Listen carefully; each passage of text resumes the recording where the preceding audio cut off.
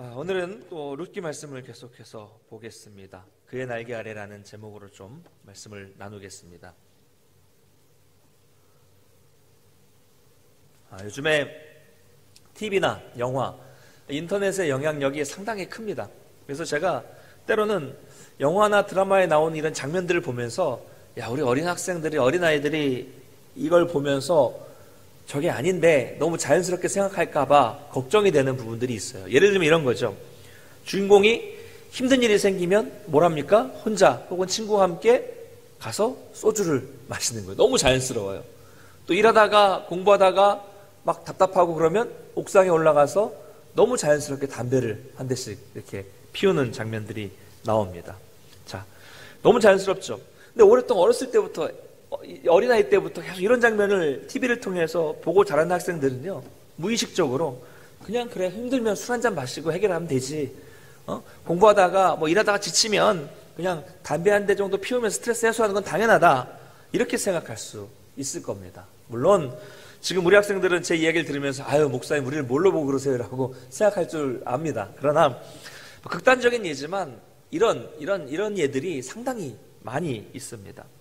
얼마 전에 끝난 한 드라마가 워낙 화제가 되었어요. 그래서 궁금했어요. 그래서 잠시 1편을 봤습니다. 보는데 시작부터 너무 이 드라마가 자극적인 거예요. 엄청나게 빠른 전개에 1편부터 막장이 나오기 시작했고요.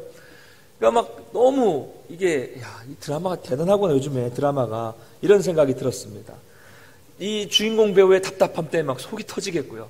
이 악역 배우의 어떤 그 유치함과 치밀함, 그리고 어떤 이중적인 성격들, 이 드라마를 보면서 속은 막 터집니다. 그래서 보면서 계속 이런 생각하는 거예요. 이런 드라마가 다 있냐? 그러면서 계속 보면서 보다 보니까 1편이 끝나고 바로 2편으로 넘어가더라고요. 2편도 계속 보게 되는 거예요. 그러다가 이래서 안 되겠다 싶어서 2편 중간에 딱 끊었습니다. 제 걱정은 좀 과할 수 있겠지만, 만약 이런 드라마를 우리 어린아이들이, 청소년들이 보고 자라면서 이런 드라마 속에 나와 있는 좀 과장된 이런 사실들을 단 하나라도, 여러 가지 많은 내용들 중에서 하나라도 그게 사실이라고 믿고 그렇게 살겠다고 받아들인다면, 그런 가치관이 형성된다면 참 끔찍하겠다, 이런 생각을 했습니다. 지금 무슨 말인지 전혀 모르시는 분도 계시겠는데요. 그런 분들이 잘 아시는 겁니다. 나중에 그래서 제가 본 내용은 아니고 다음에 나오는 내용인 것 같은데요. 주인공 딸이 이 초호화 아파트에서 나오면서 이런 대사를 하는 장면을 찾아봤습니다. 엄마, 나도 이 집에 살고 싶어. 이 헤라펠리스에 살고 싶어. 라고 하는 그 대사를 좀 봤습니다. 저는 이 드라마의 결말을 몰라요. 그런데 그 딸의 한마디가 결국 이 드라마, 그리고 이 시대 사람들이 가지고 있는 가치관을 대변하는 대사다라는 생각을 하게 되었습니다. 자, 문화. 여러분, 우리는 세상의 문화를 피할 수 없습니다. 왜 그렇습니까? 우리가 그 안에 살고 있기 때문입니다. 영화도 드라마도 인터넷도 안 보고 안 하고 살 수 없어요. 우리는 해야 됩니다. 어떤 유명한 목사님 예전에 이런 말씀을 하셨어요. 목회자들한테. 목회자들도 필수 과목을 공부한다면, 필수 과목이 뭡니까? 성경이죠. 필수 과목을 공부한다면 교양 과목도 공부해야 된다. 문화생활도 해야 된다라는 거죠. 왜 그렇습니까?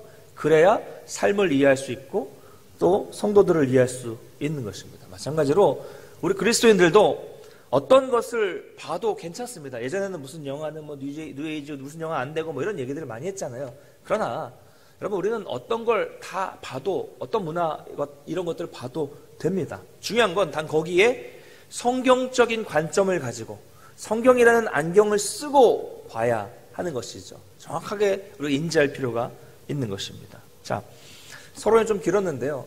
저희 내용을 쭉 보면서 예전에 그렇게 말씀하시는 분도 있었거든요. 보아스와 룻의 관계에 대해서 자꾸 세속적인 방식으로 해석한 사람들을 봤어요. 근데 보면 오늘 본문 내용도 만약에 이게 성경이 아니었다면, 만약 세상 사람들의 관점에서 보았다면 참 오해의 소지가 많은 내용이다라고 생각을 하게 되었습니다. 나이가 좀 있는 유력한 남자와 그리고 젊은 이 미망인 여성, 드라마 많이 보신 분들은 벌써 오해하면서 볼 수 있겠죠. 나이가 지긋한 남자의 흑심 이게 아니라 정말 훈훈하고 정말 따뜻한 아름다운 이야기를 이제 성경은 말씀하고 있습니다. 오늘 본문은 특별히 룻과 보아스의 대화만 나타나고 있습니다. 여러분, 그런데 이 두 사람의 현실적인 차이가 얼마나 많이 납니까? 보아스는 그 지역의 유력한 자로서 모든 것을 다 가지고 있는 사람이었죠. 반대로 룻은 과부, 이방인, 타향에 와 있는 사람, 그리고 아무것도 가진 것이 없는 그런 사람이었습니다. 극과 극의 차이를 가지고 있는 것이죠. 이 두 사람의 연결고리는 전혀 없어 보입니다. 보아스가 룻을 눈여겨볼 이유도 없고 서로 대화를 할 만한 접촉점도 없습니다. 그럼에도 불구하고 보아스가 얼마나 많은 긍휼을 룻에게 베풀고 있는지 오늘 본문은 보여주고 있는 것이죠. 자, 보아스는 지난 시간 내용을 보면 자기 밭에 와서 그 베는 일꾼들과 서로 축복을 나누며 인사를 했습니다. 그리고 좀 처음 보는 또 이삭을 줍는 여인이 있었기 때문에 룻을 발견하고는 일꾼을 거느린 사환에게 저 여인이 소녀가 누구인지를 묻게 되죠. 그 사환은 그 소녀가 나오미와 함께 모압 지방에서 돌아온 룻이라는 사실을 이야기를 합니다. 설명을 합니다. 그런데 보아스는 이미 룻에 대한 소문을 들어서 어느 정도 룻이 누구인가 알고 있었습니다. 친족이니까요. 아, 나오미와 함께 돌아왔다는 모압 여인이 바로 저 소녀구나, 이렇게 알고 있었습니다. 반면 룻은 지금 보아스가 누구인지 전혀 모르는 그런 상황입니다. 그런데 본문을 보면요, 오늘 본문을 보면 보아스는 그 소녀가 룻이라는 사실을 알게 되자 다짜고짜 내 딸아, 내 딸아 라고 부르는 모습을 볼 수 있습니다. 우리 정서와는 잘 안 맞죠. 보아스가 이렇게 부른 이유는 첫 번째, 이 보아스와 룻이 어느 정도 나이 차이가 있다는 것을 보여주는 그런 사실이고요. 보다 좀 합당한 이유는 둘째, 이것은 보아스가 룻을 내 딸아라고 부르는 것은 마치 가족처럼 부르고 있다는 것입니다. 가족처럼. 그러니까 보아스는 룻이라는 사실을 알았을 때부터 어떤 주인과 종의 관계가 아니라 혹은 고용주와 고용인의 관계가 아니라 가족적인 이런 친족이라는 이 관계 안에서 마치 딸처럼 이렇게 앞으로 호의를 베풀게 된다는 것이죠. 그래서 이 본문에 나타나는 이 보아스의 대화를 쭉 들어보면요, 지난 시간에 말씀드린 것처럼 그는 실제로 하나님을 생각나게 하는 사람이었고 정말로 유력한 자다라는 것을 발견할 수가 있습니다. 오늘 본문의 내용을 좀 한번 쭉 보도록 하겠습니다. 특별히 오늘 본문은 보아스가 이 룻에게 많은 특혜, 많은 긍휼을 베풀고 있는 장면들이 쭉 나타나고 있습니다. 먼저 이것을 쭉 먼저 살펴보겠고요. 그에 대한 룻의 반응도 한번 좀 살펴보도록 하겠습니다. 자, 많은 긍휼을 베풀고 있는데 첫 번째 긍휼은요, 다른 밭으로 가지 말고 나의 소녀들과 함께 있으라 라고 말하는 장면이 나타납니다. 8절인데요. 우리 2장 8절 말씀을 한번 쭉 보시면서 한번 같이 읽도록 하겠습니다. 시작. 보아스가 룻에게 이르되 내 딸아 들으라, 이삭을 주우러 다른 밭으로 가지 말며 여기서 떠나지 말고 나의 소녀들과 함께 있으라. 아멘. 자, 먼저 다른 밭으로 가지 말라, 이게 무슨 의미일까요?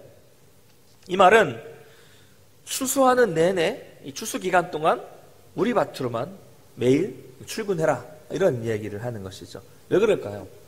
여러분, 당시에 여성 혼자서 이삭을 주우러 왔다는 것 이 자체는요, 뭘 의미하는 겁니까? 이미 가난하다는 거예요. 너무 가난하다는 거죠. 그리고 그 사실로 뭘 할 수 있냐면 이 여인에게는 보호받을 만한 남자조차 이 가정에는 없다는 것을 의미하는 것입니다. 여성 혼자 왔다는 것은. 게다가 이 룻은 이방인이었기 때문에 유대인들로부터 해를 당하거나 희롱을 당할 수도 있었고요, 왕따를 당할 수도 있었습니다. 그러므로 매일 이 룻에게 이 밭으로 나오라고 하는 이 보아스의 말은 결국 보아스가 룻의 안전을 보장해 주겠다라는 그런 의미를 가지고 있는 것입니다. 또한 나의 소녀들과 함께 있으라 라는 말을 했는데요, 이 말을 이해하려면 당시 추수하는 방식을 좀 먼저 이해할 필요가 있습니다. 밭에는 남자 일꾼들이 있고요, 또 여자 일꾼들이 있었습니다. 이 남자 일꾼들은 오늘 본문에서 소년들이라고 기록하고 있고요. 여자 일꾼들은 소녀들이라고 이렇게 표현하고 있습니다. 그래서 먼저 소년들이 이 곡식을 먼저 베고 앞으로 쭉 나갑니다. 그러면 베고 놓겠죠. 그 놓은 것들을 소녀들이 뒤따라가면서 이 일정한 이렇게 묶음으로 묶는 거죠. 그러면 이렇게 묶어서 소년들과 소녀들이 지나가면 이들과 멀리 떨어진 저 뒤쪽에서, 아주 멀리 떨어진 저 뒤쪽에서 이제 이삭을 줍는 사람들이 멀찌감치 따라가면서 그 베고 묶고 남은 이 이삭을 줍게 되는 것입니다. 절대로 이 이삭을 줍는 사람들은 소년들과 소녀들 가까이 올 수 없었습니다. 왜요? 일하는데 걸리적거리잖아요. 그 사람들은 지금 뭘 하러 온 사람들입니까? 일하러 온 게 아니라 떨어진 것들을 주우러 온 사람들이기 때문에 절대로 일꾼들 곁에서 걸리적거리게 있을 수가 없었습니다. 멀찍이 떨어져서 그 이삭을 나중에 줍는 것이죠. 그런데 지금 보아스는 룻에게 뭐라고 말합니까? 이삭을 줍는 룻에게 자기 일꾼들, 이 소녀들, 묶고 있는 이 소녀들 속에 함께 있으면서 이 이삭을 주우라고 말하고 있는 것입니다. 엄청난 특혜죠. 엄청난 특혜. 자, 두 번째 긍휼은요, 그들을 따르라 라고 말씀하고 있습니다. 오늘 9절에 나와 있는데요, 우리 9절 말씀을 한번 읽도록 하겠습니다. 2장 9절 같이 읽겠습니다. 시작. 그들이 베는 밭을 보고 그들을 따르라. 내가 그 소년들에게 명령하여 너를 건드리지 말라 하였느니라. 목이 마르거든 그릇에 가서 소녀들이 길어온 것을 마실지니라 하는지라. 아멘. 자, 그들을 따르랍니다. 여기에서 그들은 여자 일꾼들이라고 봅니다. 그러니까 여자 일꾼들이 이 보릿단을 추수한 것들을 묶게 되죠. 묶을 때 거기서 많은 이삭이 떨어집니다. 그래서 그들을 따라가라는 것은 다른 이삭 줍는 사람들보다 가장 가까이에서 이 소녀들을 따라가면서 가장 먼저, 가장 좋은 자리에서 많은 것들을 줍게 되는 특혜를 주는 것입니다. 그래서 그 자리에서 일하는 것을 보고 누군가가, 소년들이 보고 너는 왜 거기 있냐? 라고 말할 수 있지만 보아스는 다른 소년들이 건드리지 못하게 하겠다는 보장까지 해주는 것이죠. 자, 세 번째 긍휼은요, 역시 우리가 읽었던 9절에 나타나는데요, 하반부에 나타나는데, 기로운 물을 마시라는 것입니다. 물을 마시라. 여러분, 이 보리를 추수할 때는요, 건기였습니다. 아주 메마르고, 이 또 그 지역의 한낮 뜨거움은 엄청나죠. 매우 뜨겁기 때문에 물은 필수였습니다. 그래서 아마 일꾼 중에 누군가가 일을 하기 전에 아침에 이렇게 일꾼들을 위해서 기로운 물이 있었을 것입니다. 그런데 여러분, 이스라엘의 우물은 우리나라의 우물과 많이 다르죠. 우리나라 우물은 어떻습니까? 제가 어렸을 때 시골에 가보면, 지금도 시골에 우물이 있어요. 아직도 있긴 한데, 동네마다, 제 큰 집에도 있고 그 앞에도 있고 동네마다 우물이 몇 개씩 있습니다. 여러 개 많이 있고요. 그리고 어디 청송 어디 가보니까 집집마다 막 이렇게 약수 샘물이 있는 것도 봤습니다. 그만큼 우리나라는 물이 풍부했습니다. 그런데 이스라엘은 다르죠. 물도 귀했고, 우물이라는 게 우리 시골 그런 우물이 아니라 한 수십 미터를 파야 그런 좀 물이 안 좋은 물이 나올까 말까 하는 엄청나게 힘든 과정을 거쳐야 되는 것이 우물이었습니다. 그러니 당시에 물을 충분히 먹는다는 것은 매우 어려운 일이었습니다. 그런데 일꾼도 아닌 그냥 이삭을 주우러 온 사람들이 그 물에 손을 댈 수 있었을까요? 당연히 불가능한 일이었습니다. 자기 물은 자기가 챙겨야 됩니다. 이삭을 줍는 사람들은. 귀한 것이었기 때문에 같은 식솔이 아니면 이 물을 마실 수가 없었습니다. 그런데 룻에게는 이런 엄청난 특권을 주게 된 것이죠. 자, 계속 보겠습니다. 네 번째 긍휼은요, 이제 뒷부분에 나타나요. 뒷부분에 나타나고 있는 14절입니다. 우리 14절 말씀, 2장 14절 같이 읽겠습니다. 시작. 식사할 때 보아스가 룻에게 이르되 이리로 와서 떡을 먹으며 내 떡 조각을 초에 찍으라 하므로 룻이 곡식 뱉는 자 곁에 앉으니 그가 볶은 곡식을 주매 룻이 배불리 먹고 남았더라. 아멘. 자, 네 번째 긍휼은 식사할 때, 식사 자리로 가까이 와서 떡을 먹도록 해줬습니다. 그리고 볶아놓은 곡식까지 주었습니다. 여러분, 이게 또 엄청난 일이죠. 당시에 식탁으로 초대했다는 것은 대단한 일입니다. 자, 물을 마시라고 한 것은 그렇다고 쳐도 식사를 한다는 것은 말 그대로 가족이란 얘기죠. 말 그대로 공동체라는 말입니다.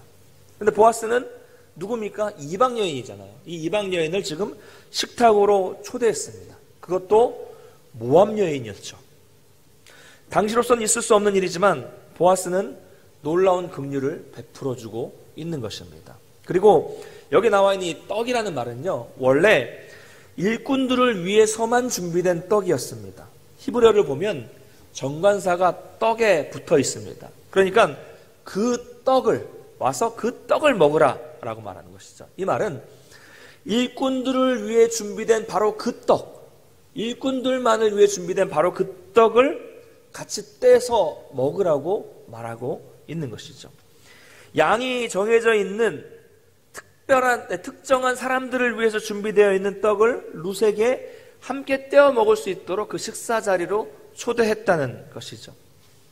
여러분, 떡, 그럼 뭐가 생각납니까? 빵, 뭐가 생각나십니까? 베들레헴, 의미가 뭐예요? 떡집, 빵집이잖아요. 그래서 떡집에 떡이 떨어졌어요. 베들레헴에 양식이 떨어져서 흉년이 와서 이 고향인 떡집을 떠나 모압으로 간 사람이 누굽니까? 나오미와 그의 가족들이었습니다. 그런데 모압에서 나오미는 남편을 잃고 두 아들을 다 잃고 텅 비어져서 다시 고향인 베들레헴 떡집으로 돌아왔습니다. 왜요? 하나님께서 자기 백성에게 긍휼을 베푸셔서 이제 베들레헴에 떡집에 떡이 있다는 소식을 들었기 때문에 돌아온 것이죠. 어렵게 돌아왔지만 이 돌아온 후에 이제 오늘 본문을 보면 룻이 떡집에서 떡을 먹게 된 것입니다. 결국 이 떡 이야기는요, 여호와의 인도하심을 보여주는 것입니다. 그래서 여호와의 총회에 들어오지 못한다는 이 모압 사람이 이 베들레헴 이 떡집에서 이스라엘 공동체 안으로 들어오는 놀라운 역사적인 사건이 바로 오늘 본문에서 벌어지고 일어나게 된 것이죠. 여러분 한번 머릿속에 한번 그림을 그려보시기를 바랍니다. 무더운 여름 땡볕에서 일을 하던 수많은 사람들이 있었는데 식사 시간이 되었습니다. 땀을 뻘뻘 흘리면서 한 사람씩 그늘에 모여듭니다.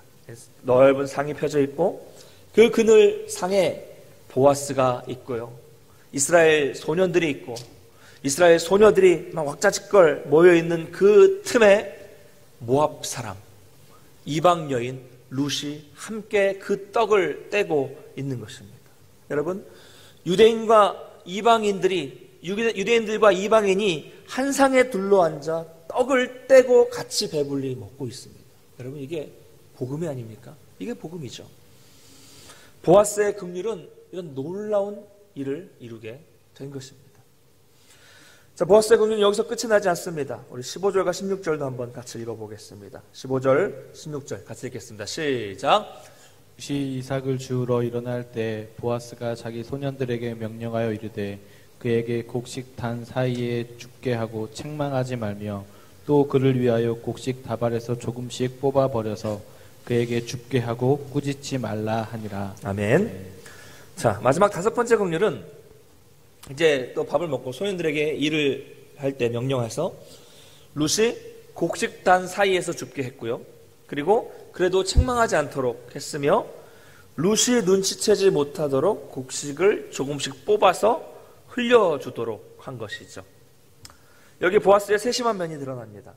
룻이 이삭을 주우면서 동정을 받고 있다는 어떤 비참함, 어떤 수치심을 느끼지 못하도록 몰래 배려해 주고 있는 것이죠. 보아스는 선을 행했지만 은밀하게 행했습니다.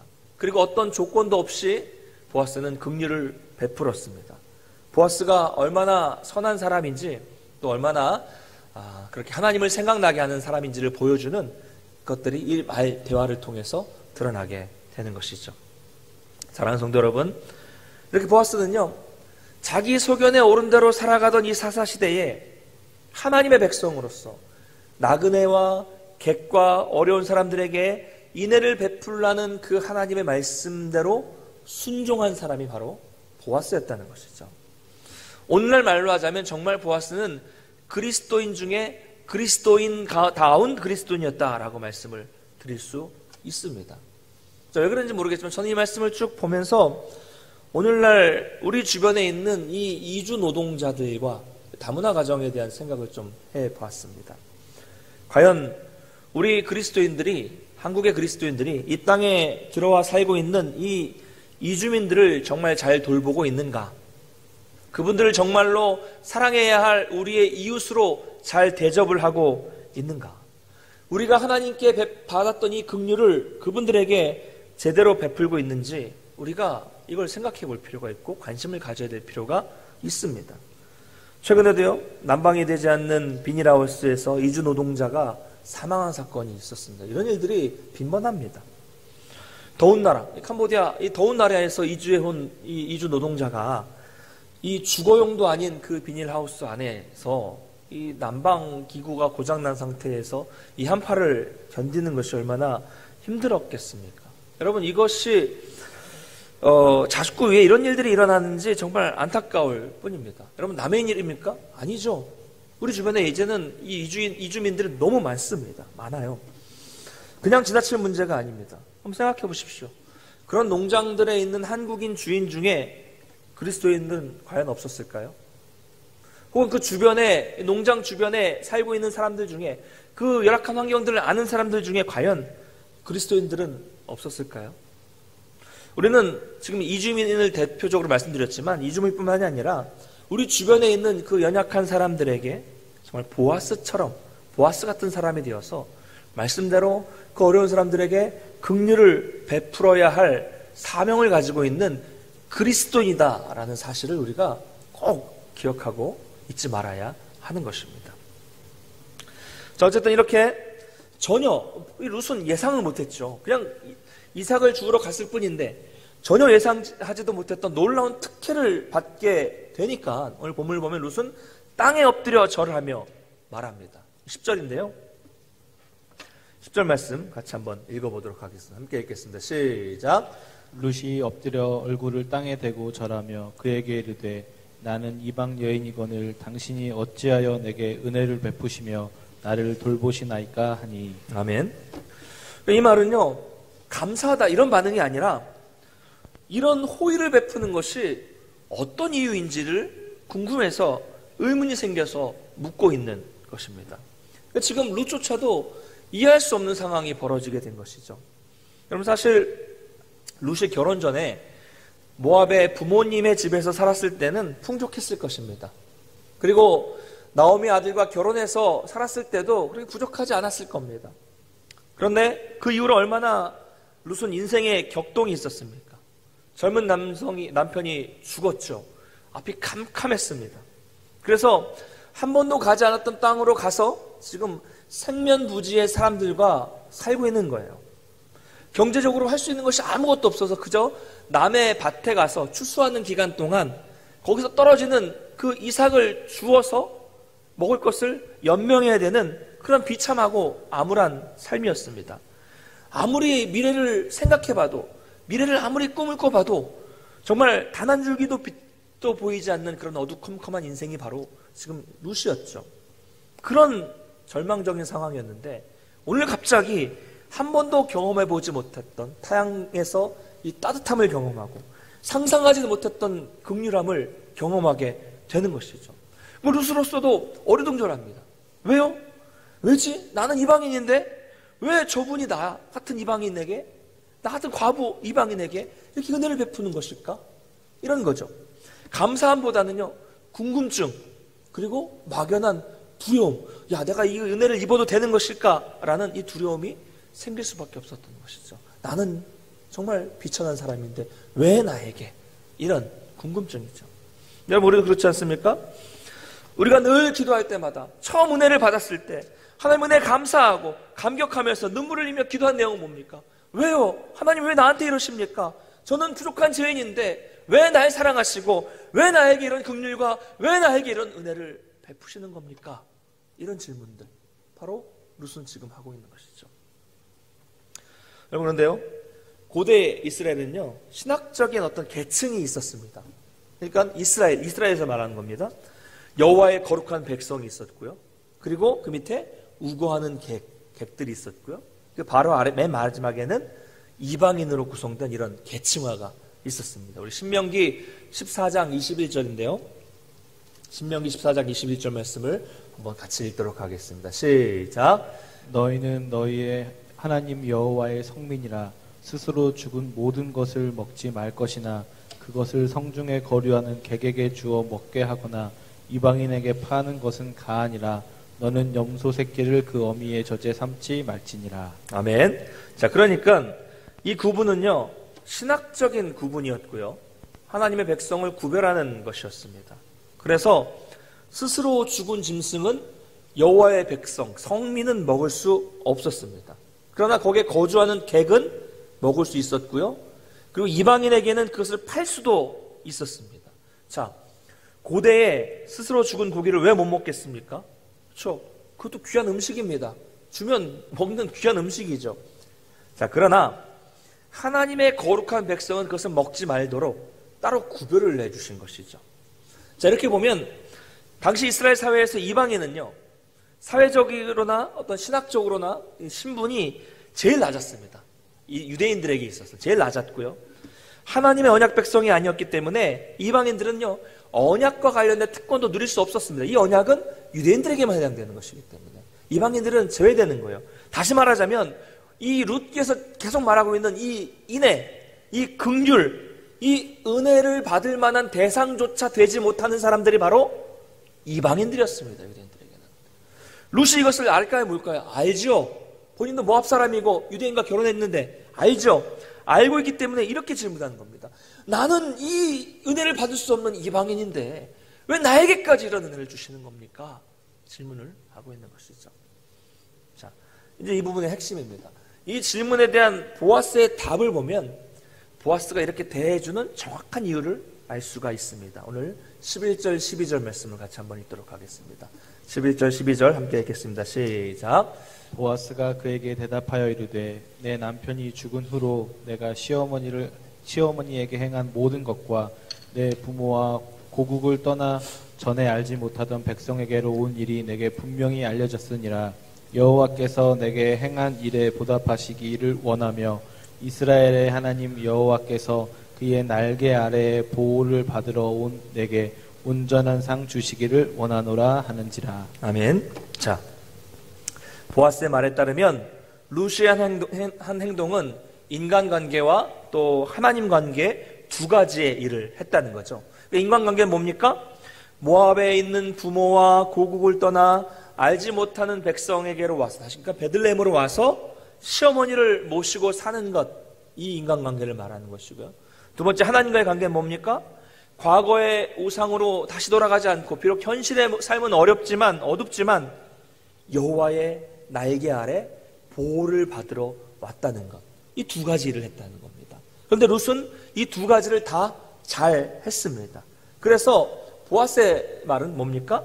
그런 룻이 행한 일에 대해서 하나님께서 보응을 해주시고 온전한 상 주시기를 원한다라고 보아스가 말하고 있는 것이죠. 사랑하는 성도 여러분, 우리 그리스도인들에게 필요한 것이 있다면 바로 이런 부분이죠. 오늘날 또 우리가 잘 못하고 있는 부분도 바로 이런 부분입니다. 보통 우리는 한쪽으로 더 치우쳐 있어요. 그러니까 신앙이 약한 분들을 보면 인간적인 부분에 있어서 인간관계는 참 잘하고 있지만 하나님과의 관계는 못하는 경우가 많습니다. 사람이 우선이 되고 인간관계가 우선이 되니까 하나님과의 예배, 이 하나님과의 관계는 뒷전이 되는 경우가 대부분 그렇습니다. 그러나 반대로 대부분의 많은 성도들은 뭐가 문제냐면 하나님과의 관계는 정말 잘하고 있다고 생각하면서도 세상 속에서 그 하나님 관계를 잘하는 사람들이 인간관계는 잘하지 못하고 있는 부분, 바로 이것이 문제라는 것이죠. 그렇기 때문에 룻과 같은 그런 좋은 소문, 지금 보아스가 들었던 그런 소문, 시어머니를 모시는 거, 하나님을 여호와의 그늘 아래 놨다는 그런 모습들, 좋은 모습들, 좋은 소문들이 나지 않고 있는 것이죠. 잘 못하고 있기 때문에. 여러분, 하나님 사랑과 이웃 사랑은 별개가 아닙니다. 하나님 사랑과 이웃 사랑은 하나입니다. 그러므로 하나님을 사랑하는 성도라면 당연히 이웃들과의 관계에서도 좋은 모습, 본이 되는 모습을 보일 수밖에 없는 것이죠. 오늘날 기독교는 이게 다 무너져 버렸습니다. 다 무너졌어요. 하나님 사랑한다고 말하지만 이웃들과의 관계는 안 좋아요. 문제를 일으키고 욕을 먹고 있죠. 사람들은 뭐라고 말합니까? 교회 다니는 인간들 지들끼리만 좋지. 그래, 자기들끼리만 행복하다고 하는 사람들이야. 이렇게 비판하는 그런 게 되어버렸습니다. 과연 우리들의 모습은 어떠한지 고민해 볼 필요가 있습니다. 자, 사랑하는 성도 여러분, 한번 우리가 지금 이 오늘 본문에 나타나는 룻의 입장에서 한번 좀 생각해 보기를 원합니다. 룻의 상황을 한번 생각해 볼게요. 어쨌든 정말 먹고 살기 위해서 이삭을 주우러 밭에 나갔습니다. 근데요, 밭에는요, 온통 유대인밖에 없습니다. 다 유대인입니다. 다 유대인이잖아요. 유대인 젊은 남자들, 소년들, 유대인 젊은 소녀들 모여서 일을 합니다. 일을 하면서 이 10대의 이 일꾼들이 얼마나 이 청소년 시기에, 예민한 시기에 많은 말들을 막 대화를 하겠죠. 그런데 비슷한 또래지만 룻은 그 안에서 섞일 수가 없습니다. 얼마나 외로웠겠습니까? 혼자만 외국인인 거잖아요. 그 마음이 어땠을까요? 어린 나이에, 젊은 나이에. 몇 년 전에 제 친한 제자 한 명이 이 필리핀에 사업차 가 있었어요. 필리핀 세부라는 곳에. 그래서 휴가 때 꼭 오라고 해가지고 간 적이 있었습니다. 우리나라 국내선 요금보다 조금 싼 아주 초저가 이 항공사 비행기를 타고 무작정 갔습니다. 마침 그 청년이 필리핀에서 무슨 일을 했냐면 무역회사에서 이 한국 제품을 유통하는 일을 맡았어요. 섬 여러 군데로 보내는 이런 일을 맡았기 때문에 제가 그 필리핀에 가 있는 동안은 한국 생수를 먹었고 한국 과자, 한국 컵라면, 심지어 한국 아이스크림, 소화가 안 될 때는 한국 그 마시는 소화제, 가스 있죠, 그거까지 다 그 친구가 이제 유통을 했기 때문에 다 갖다 줘서 편하게 지냈습니다. 뭐 환전하는 일도 알아서 다 해주고, 뭐 숙소, 뭐 식당 예약하는 거 이런 것까지 다 알아서 해줬습니다. 근데 이제 낮에는 그 청년이 이제 직장에 있었기 때문에 주로 저는 택시를 타고 여기저기 다녔습니다. 영어는 잘 못하지만 근데 해외 선교를 좀 다녀봤다고 뭐 영어와 손짓, 발짓 뭐 다 섞어가면서 어떤 의사소통을 했기 때문에 먹는 데 지장 없었고 구경하는 데 지장 없었고 어디 다니는 데 지장이 없었습니다. 근데 이제 택시기사 중에는 그분들 필리핀도 영어 잘 못해요. 일반 주민들이 영어를 잘 못합니다. 현저를 쓰는데 이 택시기사들 중에는 외국인과 말이 잘 안 통하니까 뭐 한국에서부터 들은 얘기지만 거스름돈을 잘 안 거슬러 준다는 그런 이야기를 들었습니다. 그래서 늘 택시비 할 수 있는 잔돈을 가지고 다녔어요. 한국보다 훨씬 쌉니다. 가지고 다녔는데 그날따라 잔돈이 다 떨어지고 큰 돈만 남아있는 거죠. 예를 들면 택시 요금이 300원이 나왔는데 제가 수중에 가지고 있는 10,000원짜리밖에 없었던 거죠. 그러니까 우리나라 같은 경우에는 좀 싫어해도 어떻게든 하여튼 9,700원을 거슬러 주잖아요. 근데 이들에게는 그런 큰 돈이 거스름 돈이 없었기 때문에 하여튼 있는데도 안 주는 건지 모르겠지만 계속 막 없다. 거스름 돈이 없으니까 어떻게 하겠냐. 안 돌려주려고 하는 겁니다. 그래서 제가 이제 택시를 세우고 보니까 제법 규모가 있는 리조트가 주변에 있더라고요. 들어갔습니다. 들어가서 돈을 바꾸려고 들어갔죠. 우리나라처럼 생각해서 돈을 바꾸려 들어갔습니다. 그래서 프런트에도 가보고 뭐 상가에 있는 마사지샵, 뭐 기념품점, 식당, 뭐 여러 가지 뭐 가게들, 편의점 다 가봐서 바꿔달라고 좀 했는데 이게 우리나라처럼 그런 문화가 아니어서 그런지 모르겠지만 다 안 된다고 하는 겁니다. 그리고 그런 큰 돈을 이렇게 바꿔줄 만한 잔돈이 없다라고 이야기를 하는 것이죠. 덩치가 큰 택시기사는 밖에서 계속 막 현재로 뭐라고 막 화가 나가지고 막 떠들고 있죠. 뭐 저는 땀뻘 벌리면서 다니는 가게마다는 다 돈을 거슬러 줄 수 없다고 말하는데 정말 당황스럽더라고요. 이게 여러분 그 해외에서 아무도 말이 통하는 사람도 없고 제가 영어가 막 익숙한 것도 아니고 그분들도 영어를 잘하는 것도 아니고 누구 하소연할 사람도 없고 한국인이라고는 오직 저와 아내 둘밖에 없는 거예요. 고립된 느낌. 야, 이거 참 답답하다 싶은 생각이 들었습니다. 다시 땀을 뻘뻘 흘리면서 다시 그 가게들을 다시 한 번 다 돌면서 내가 여기서 이제 이 제품을 이용할 테니까 혹은 내가 여기서 뭐 마사지를 받을 테니까 내가 여기서 좀 식사를 할 테니까 먼저 돈을 좀 받고 계산을 하고 거기서 달라고 해도 노, 없다, 안 된다 이런 얘기만 하는 거죠. 너무 답답했어요. 자, 이게요 난감하지만 룻의 상황과는 비교도 안 되는 상황이지만 저는 본문을 보면서 룻의 어떤 고립, 외로움, 고독함을 보면서 그때 막 식은땀을 뻘뻘 흘렸던 생각이 좀 나더라고요. 룻은 지금요 얼마나 더 어렵고 또 외롭고 두려운 상황이었겠습니까? 그렇죠? 자, 그럼 저는 그 필리핀에서 그 상황을 어떻게 해결했을까요? 별로 중요한 얘기는 아닌데 나중에 꼭 보면 그래서 어떻게 되셨습니까? 물어보시는 분들이 있어서 말씀을 드리면 한참을 이렇게 실랑이를 하다가 어렵게 그 제자와 이제 연락이 됐어요. 돼가지고 전화로 그 청년이 프론트 직원을 한참 동안 정말 제가 볼 때 우리나라 같으면은 말 몇 마디면은 해결될 수 있는 말인 것 같은데 한참을 통화를 하더라고요. 한참을 통화를 해서 한참을 설득해서 제가 그곳에 원래는 이용하지 않으려고 했던 것들을 몇 가지 이제 이용을 하면서 그 금액을 먼저 내고 그 일부 거스름돈을 받아서 택시비를 이렇게 해결했던 그런 적이 있었습니다. 아마도 그 나라에서 뭐 그런 문화가 생소했는지 정말로 그런 이 거스름돈이 없었는지는 모르겠지만 그렇기 때문에 한참 설득하는 과정이 필요했던 것 같습니다. 여러분, 룻은요 정말 우리가 상상하는 그 상상 이상으로 고독하고 외로운 상황이었습니다. 누구 하나 말 붙여주는 사람 없고 누구 하나 친절하게 대해주는 사람도 없고 늘 이방인으로서 눈치만 봐야 하는 그런 힘든 상황이었죠. 그 중에 누가 해칠지 모르는 상황 아니겠습니까? 근데 하나님은 하나님의 은혜로 보아스를 거기서 딱 가장 적절한 때에 만나게 해 주신 것이죠. 여러분, 보아스가 흑심이 있어서 그런 겁니까? 우리가 영화나 드라마를 너무 많이 보고 세상이 너무 각박해져서 그렇게 생각할 수도 있겠지만 성경은 보아스가 긍휼을 베푼 이유는 인간적인 동정심이거나 혹은 흑심 때문이 아니라고 분명히 오늘 본문에서 말씀하고 있습니다. 보아스의 11절과 12절 말씀은 뭐라고 말하고 있습니까? 여호와의 날개 아래 보호를 받으러 온 룻이었기 때문에 이제 너의 그 행동이 하나님으로부터 온 자는 보상을 받고 있다는 점을 성경 기자는 이 보아스의 말을 통해서 아주 분명하게 밝히고 있는 것입니다. 말씀을 맺겠습니다. 여호와의 날개는 전능하신 하나님의 보호하심과 전능하신 하나님의 인도하심을 의미합니다.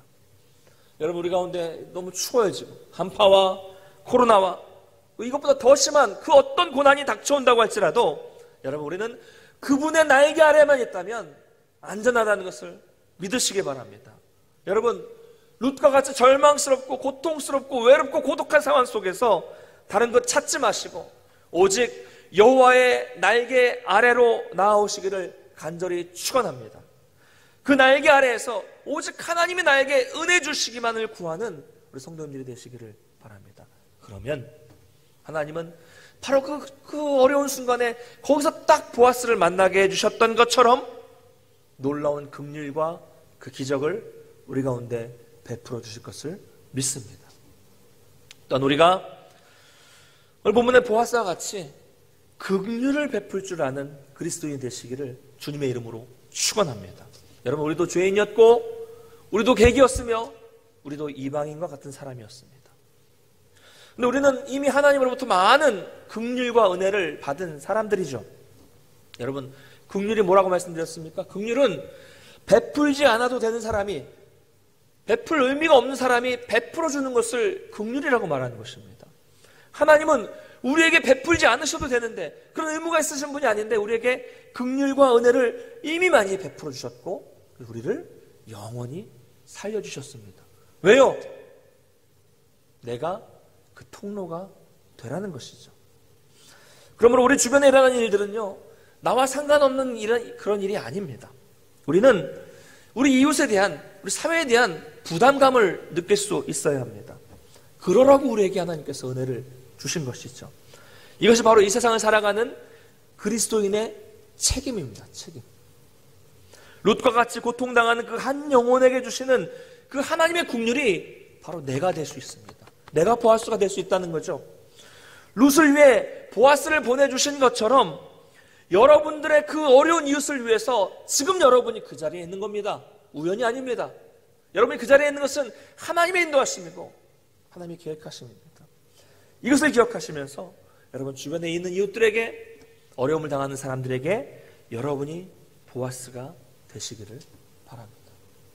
주 안에서 사랑하는 동문교회 성도 여러분, 이번 한 주간도 우리 인생의 매 순간마다 그저 그 작은 이삭을 줍는다는 마음으로 순간순간 최선을 다하시고, 어려움 속에 여호와의 나에게 이것을 기억하시고, 내가 그 안에서 살겠다, 은혜가 있어야 살겠다라는 이 은혜를 구하시면서 살아가시고, 또 하나님께 받은 그 긍휼을 받은 대로 베푸며 살아갈 수 있는 그런 보아스와 같은 인생이 되시기를 주님의 이름으로 간절히 축원합니다.